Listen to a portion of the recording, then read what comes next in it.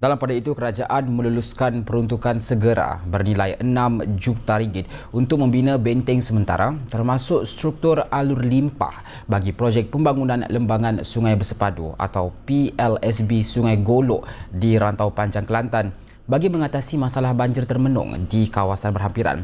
Perdana Menteri berkata benteng sementara itu perlu dilakukan secepat mungkin di 3 tempat yang dikenal pasti dengan peruntukan masing-masing bernilai 2 juta ringgit.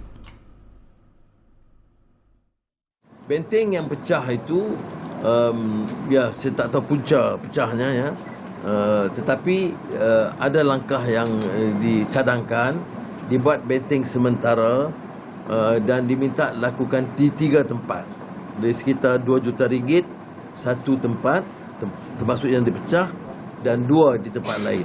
Jadi permohonan 6 juta ringgit tambahan itu saya luluskan segera. Spillway.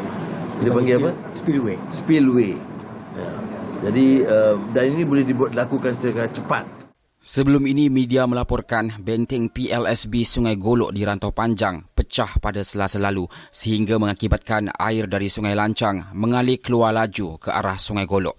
Dalam pada itu, Perdana Menteri berkata Kerajaan Negeri Kelantan bersetuju untuk menyegerakan proses pengambilan tanah bagi membolehkan projek PLSB Sungai Golok Fasa 2 dilaksanakan dalam tempoh masa terdekat. Peruntukan tambahan berjumlah 800 juta ringgit juga diluluskan bagi mempercepatkan pelaksanaan projek itu yang dijangka bermula awal tahun depan kerana ia ternyata mampu mengurangkan tekanan banjir.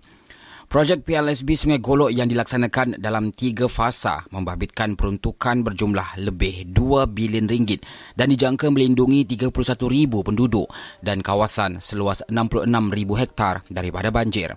Sementara itu, Datuk Seri Anwar berkata 5 projek baharu bagi mengatasi masalah banjir di Kelantan dijangka akan memulakan proses perolehan pada tahun hadapan dengan kos keseluruhan dijangka berjumlah 910.52 juta ringgit.